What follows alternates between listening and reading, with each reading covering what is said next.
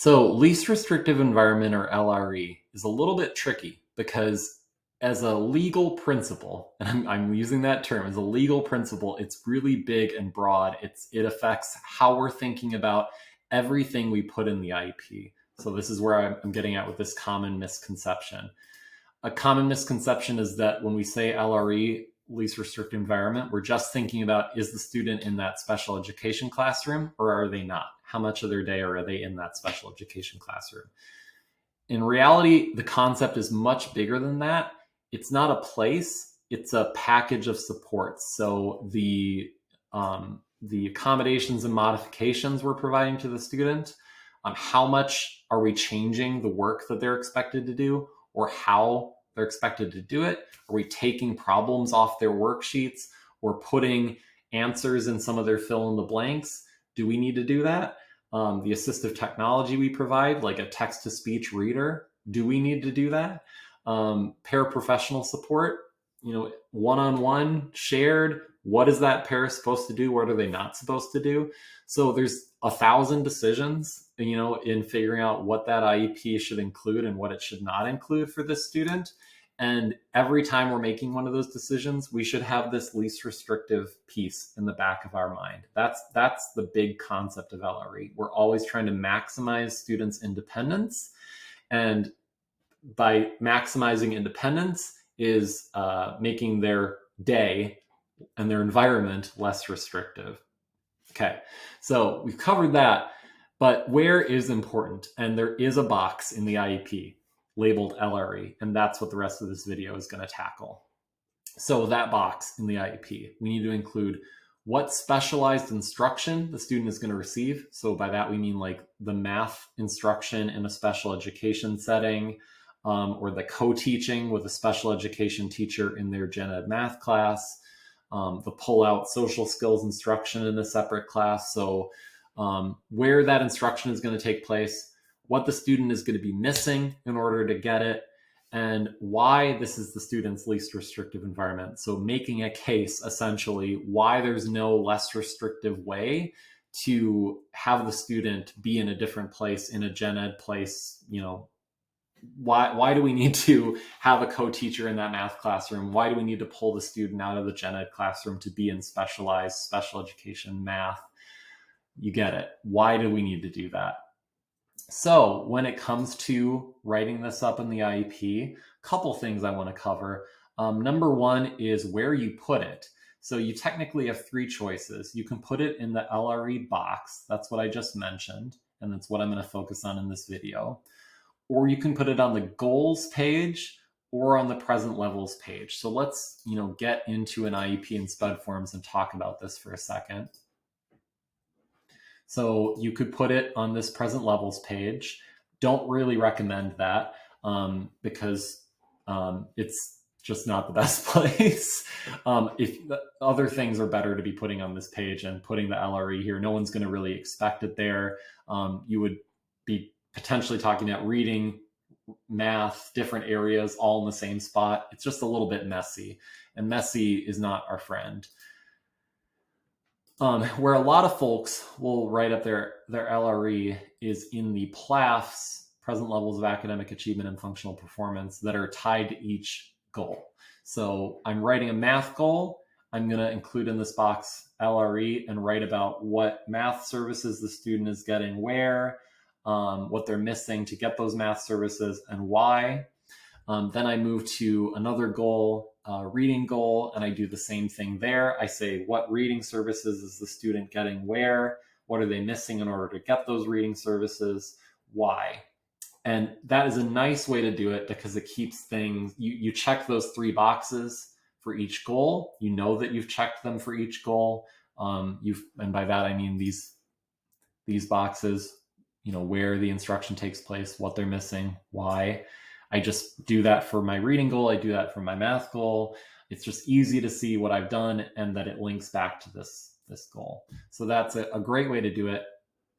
And then the final place is services, page 2, where there is this, scroll down, LRE box, least restrictive environment explanation. And say that I'm not going to do it for this video, but say that well, let's open. So I'm jumping around here a little bit, but follow me. Go to tools. Say we're writing a behavior related thing.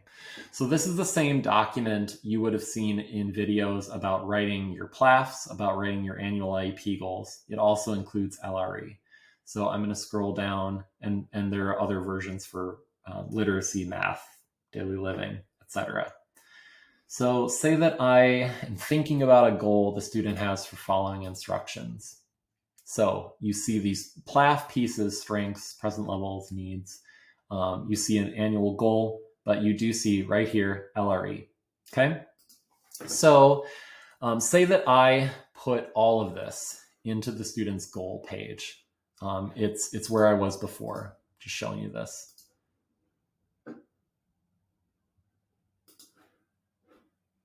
So instead of math, it's behavior skills, and we have, a following instructions goal here, and it includes this part about least restrictive environment. Let's say that we did that.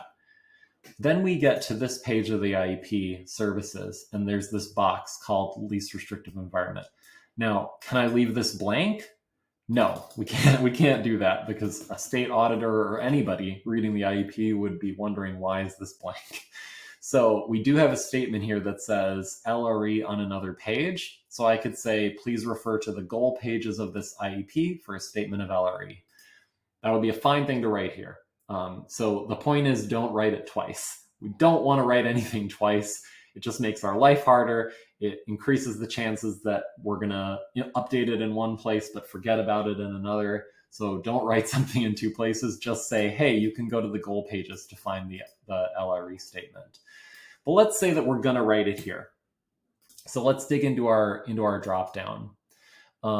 We've got that thing I just covered. LRE is on another page. We've got some really basic, this is how generally you would describe an LRE for pull-out classes. So student in another separate room receiving special education services. We've got co-taught, an example there.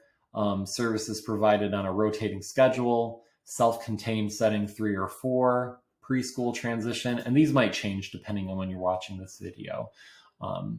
But again, they're also in these documents. So we've got for literacy, math, behavior, we've got these documents. So what I could do is just copy from here and paste into here. So that's what I'm going to do, because it's so filled out for a specific goal.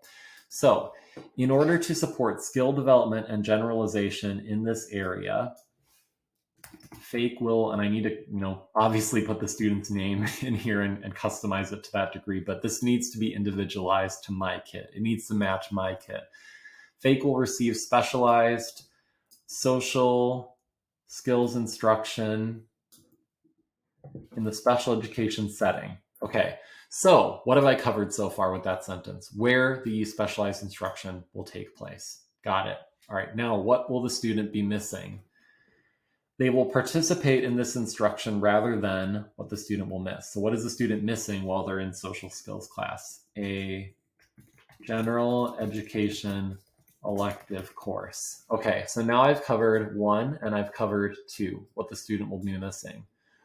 Why is this the student's least restrictive environment? And you might have been thinking, why is this, it's so short, we've already checked 2 boxes. What is all the rest of this text? It's hard to justify, why isn't there any less restrictive way to support the student in this way? Why do they need to be pulled out of their gen ed elective, miss an elective to get this service? So we're not just saying, and I think on this page, hold on. The explanation needs to be more specific than because his skills are discrepant from peers. We can't just say because he's struggling. That's not really a good enough reason why they need to be pulled out in order to get this specific support and miss their gen ed class. It really comes down to, what are we doing during that specialized instruction? What makes it special? What are the features of instruction that are special the student will be getting? Why can't we give that to the student in a less restrictive way? Why can't the gen ed teacher be giving that kind of instruction? Okay, So here's just an example. This is the LRE at this time because in order to make adequate progress, FAKE requires thorough description and modeling of this skill and related prerequisite skills.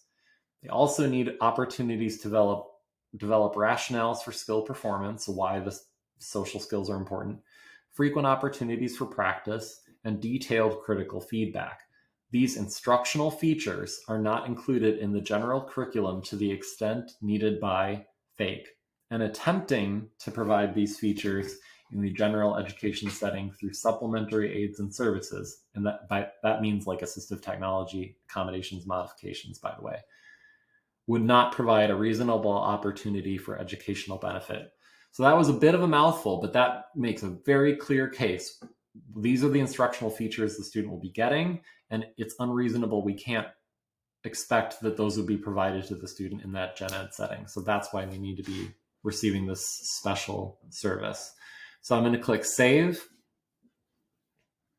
And that is my LRE statement. I would repeat that for other services the student is receiving. So if I go to my services page with my services grid, and there is a math service and a reading service and a social skills service, for every one of those, I need to be able to check those three boxes.